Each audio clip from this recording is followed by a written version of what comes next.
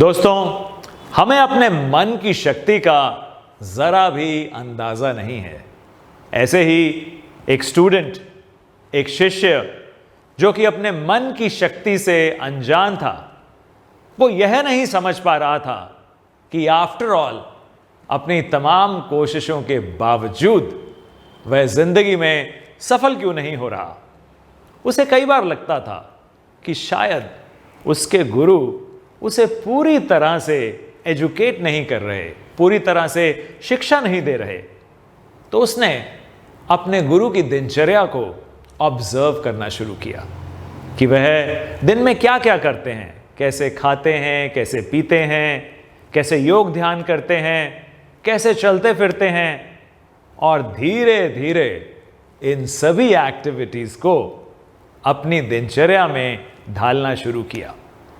तो एक रोज सुबह सुबह गुरुजी नहाने के लिए नदी की ओर निकले तो उन्होंने देखा कि उनका शिष्य वह भी उनके पीछे पीछे आ रहा है। जिस नदी में उन्होंने स्नान किया, गुरु ने भी, शिष्य ने भी वहीं पर डुबकी लगाई। जिस चट्टान पर बैठकर गुरुजी ने योग ध्यान किया, शिष्य ने भी उसके साथ वाली चट्टान पर बैठकर योग ध्यान किया। तो गुरुजी शिष्य की हरकतों को देखकर यह समझ गए कि यह मुझे कॉपी करने की कोशिश कर रहा है, यह मेरे जैसा बनने की कोशिश कर रहा है।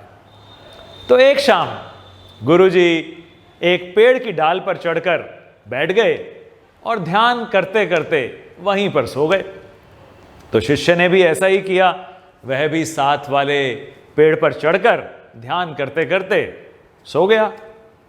तो किसी के गिरने से अचानक गुरुजी की नींद खुली तो उन्होंने देखा कि उनका शिष्य जमीन पर पड़ा हुआ कर्रा रहा है। वह जल्दी से नीचे आए, शिष्य को सहारा देते हुए उन्होंने कहा कि यदि तुम बिना सोचे समझे किसी को फॉलो करोगे, किसी का अनुसरण करोगे, तो ऐसे ही गिरोगे।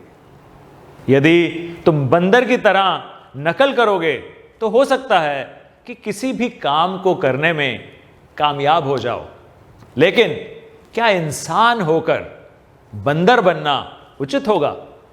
तो शिष्य बोला, कदापि नहीं गुरुजी, इंसान बनना ही उचित है, लेकिन मनुष्य होते हुए भी मैं क्यों अपने आप को नहीं जान पा रहा? मनुष्य होते हुए भी मैं क्यों किसी भी कार्य में कामयाब नहीं हो पा रहा? तो गुरुजी ने कहा कि हमारे शरीर को यदि तुम शुद्ध भोजन दोगे तो वह बलवान होगा, वह स्वस्थ होगा, वह शक्तिशाली होगा और तुम उससे कोई भी कार्य करा सकोगे। लेकिन यदि तुम उसे सड़ा गला, उसे बासा भोजन दोगे तो शरीर बीमार पड़ जाएगा, वह, उसकी ऊर्जा, उसकी शक्ति खत्म हो जाएगी और तुम उससे कुछ भी नहीं करा पाओगे। वैसे ही हमारे मन में अपार शक्ति है जिससे तुम कुछ भी जान सकते हो, कुछ भी पहचान सकते हो, कुछ भी करा सकते हो, कुछ भी बन सकते हो। लेकिन हम में से अधिकांश लोग मन की शक्ति का उपयोग नहीं कर पाते, बल्कि मन हमारा उपयोग कर लेता है।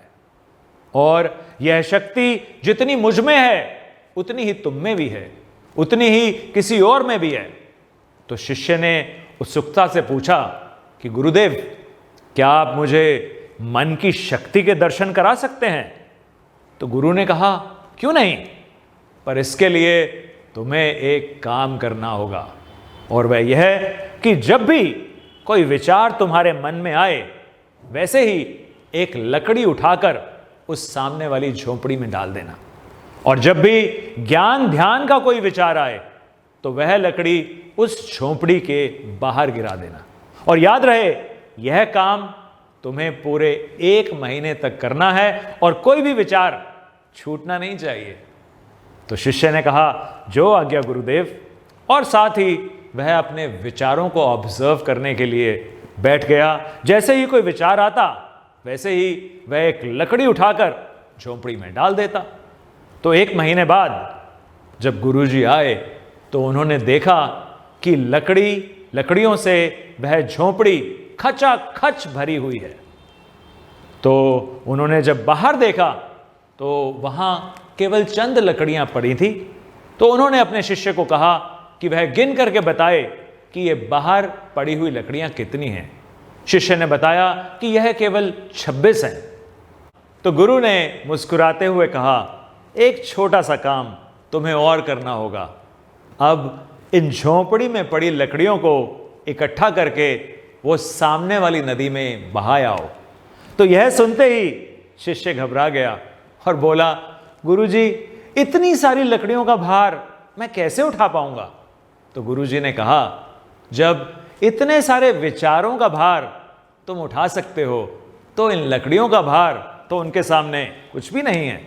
तो शिष्य बोला, पर विचारों में भार कहाँ होता है? तो गुरुजी ने कहा, क्यों नहीं होता? अब देखो, तुम्हारे असंख्य विचारों के नीचे तुम्हारे ज्ञान ध्यान के विचार दबे हुए हैं।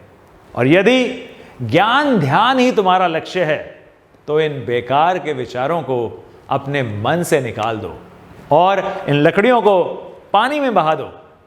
तो शिष्य ने पुनः आग्रह किया कि गुरुदेव, इतना सारा भार मैं अपने सिर पर कैसे उठा सकूंगा?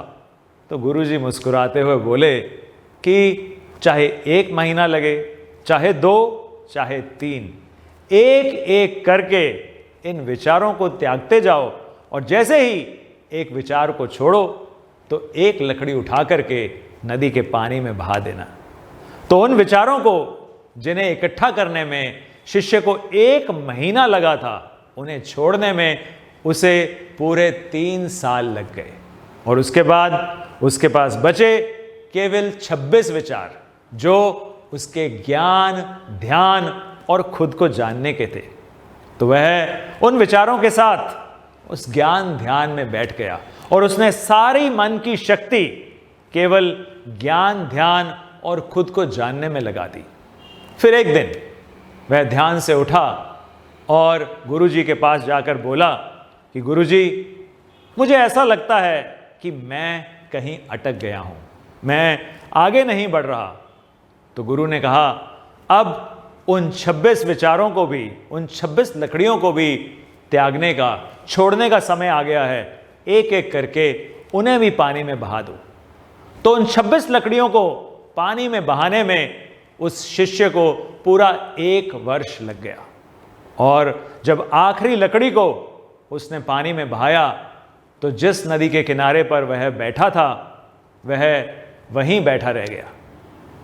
गुरुजी जब शिष्य को ढूंढते हुए वहां आए तो उन्होंने देखा कि शिष्य संपूर्ण शक्ति में घिरा हुआ है और वह बिना कुछ कहे वहां से चले गए। दोस्तों, हमारे मन की शक्ति हजारों लाखों विचारों के बीच में बंटी हुई है और यही कारण है कि हम एक कार्य शुरू करते हैं और बिना उसे पूरा किए हमारे विचार कहीं और भटक जाते हैं और इसी वजह से हम विचलित रहते हैं, हम व्याकुल रहते हैं, हम व्यथित रहते हैं। तो हमें चाहिए कि हम उन कार्यों को, उन कामों को आइडेंटिफाई करें जो सचमुच हमारे लाइफ की कॉलिंग है, जिनके बारे में हम पैशनेट हैं, जिन्हें हम सचमुच करना चाहते हैं। और फिर हम अपने मन की सारी शक्ति, अपने सभी विचारों को उस जगह पर यदि केंद्रित कर देते हैं तो हम कुछ भी पा सकते हैं, कुछ भी हासिल कर सकते हैं, किसी भी मुकाम तक पहुंच सकते हैं।